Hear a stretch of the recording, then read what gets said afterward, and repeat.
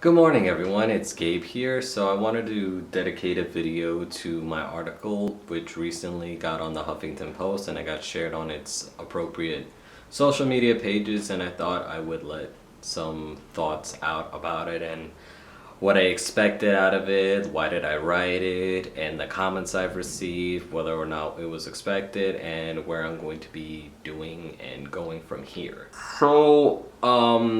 First things first, I got invited to share my blog post on the Huffington Post. Like, I made a blogger profile. I was reached out to for that, and it just got shared, and it more or less got more viral than it already did. Like, that post so far, as of right now, has like 9,500 views alone. Without the help of Huffington Post, who knows how much it's gonna reach out now, since like Huffington Post has like millions of viewers. It has like a huge audience. So it's like, wow, I can't believe I'm even a contributor for the Huffington Post. Like, this is apparently a really big deal because bloggers are like literally scattering around trying to get on it, and it just fell on my lap. So I'm very honored for like the opportunity to expand my voice like that. And at first, when I made the blog, Dear Cis People, I didn't think I'd be like taking it seriously. At first, it was just like me just writing down my thoughts. Like, it says, the tagline right now, it still says Ramblings of a Latino Trans Guy, and that's really what it was. But then people started reaching out and started saying stuff like, oh, I should write more. I'll definitely be looking forward to more of your future posts. And then I started taking it a little more seriously because I didn't know I was that good at English, considering in college they told me I was a bad writer. So when I wrote what white trans people need to understand, even though it's literally encompassing all white people, cis, trans, or whatever. But I wanted to write something for a specific demographic because even though this is a problem, like this is a race issue, it doesn't matter if you're trans or not, I needed something to like be more targeted towards transgender white people because it was something that wasn't been written, and a lot of people are known to not like want to rock the boat. We tend to have this appearance of like everything's fine, we don't really need to change anything. It's also a white-centered space in every single FTM Facebook group that I go to, or any trans-identified space. Most of them are Caucasian, which is great. I have no problem with like sharing a diverse space, but there are times where I'm like, I wish I had like the opportunity to talk about race without being chewed out by people who literally would rather ignore and just like turn the other way about their white privilege than actually help address the issue. Because they either the comments, speaking of like diverting attention, most of the comments that I've read from my WordPress article or when I posted it on social media pages on like my friends and everything else, the comments were obviously not very surprising. Of course, it met with a lot of support, and I published it knowing that I might lose friends or like get some enemies or like haters. Like, I didn't really care. It needed to be out there. Someone had to rock the boat, and I guess I have to be the one to do it. So when I started reading the comments, I was already prepared for like the negative backlash that it would entail. Conversations were had, at least some form of conversation, because in the end, like, I'm pretty sure not a lot of people actually read the article. I guess they just read the title and they just went like, oh, why won't somebody think of the white people? All lives matter. Why are we dividing themselves? Like, oh, there's no race issue. It's 2016. And I'm just sitting here like, just why would you say those things? Like, it's either because you're white or you're white passing that you take advantage of such privilege, or you really don't know what's going on in the United States and you're not aware of systematic racism because it hasn't happened to you.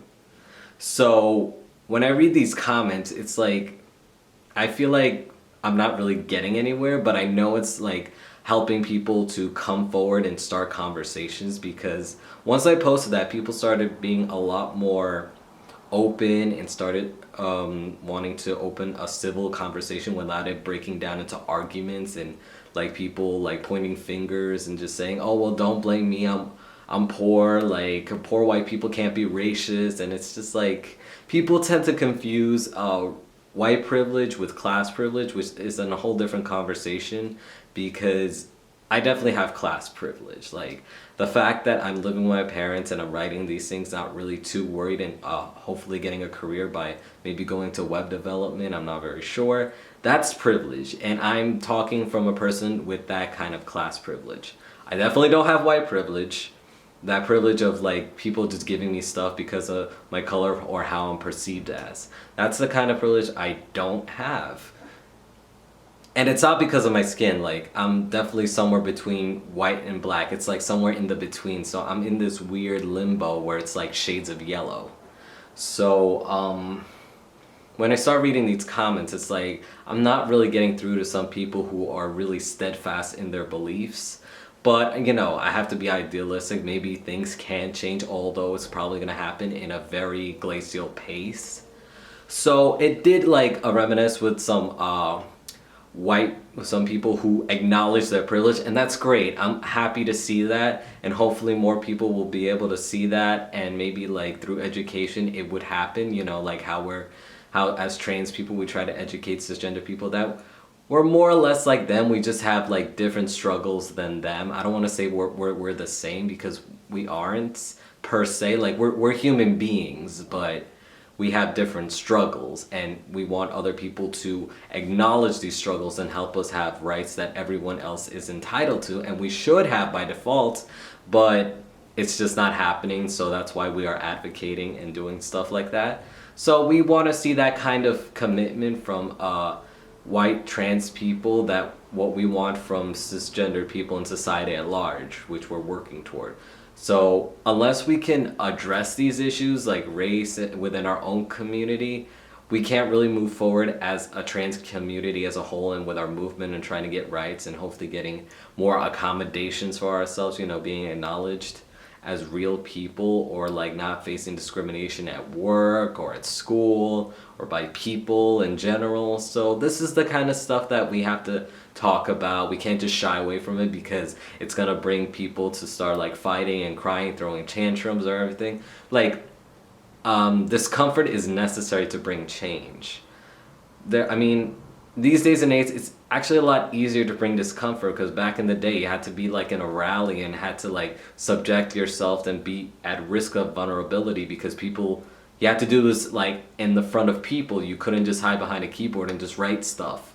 You had to be out there and put yourself at risk of people bad-mouthing you in front of your face, or probably be subject to some serious transphobic or like racist violence.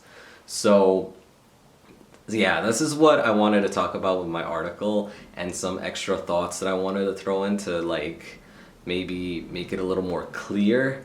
So racism, systematic racism in the US, that was mostly what I was gearing my article to, and I'm very happy that people have messaged me saying like I should do good work. They see myself advocating. I'm not sure about advocating, but like I'm just a simple writer with a blog and makes YouTube videos. That's literally all I am. I'm not an advocate. I could probably speak and be an educator, but activist, that's very hard to say. Like there's really nothing that would be tailored as activist work, but that's just me.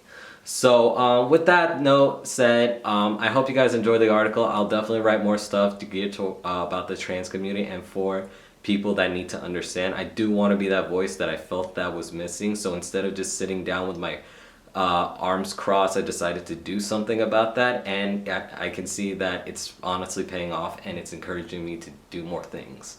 So with that note, I hope you guys enjoy your weekend. I hope you guys celebrate St. Patrick's Day very well, and I'm going to go to the gym. So subscribe if you haven't already. I'm going to be putting out more videos soon. Like, I post every Wednesday. Give this a thumbs up if you like the video. I'm trying to get better at making videos and like being more eloquent in speaking. So yeah, I hope you guys have an awesome weekend, and I will see you soon. I know the wait's gonna suck, but I'll be there.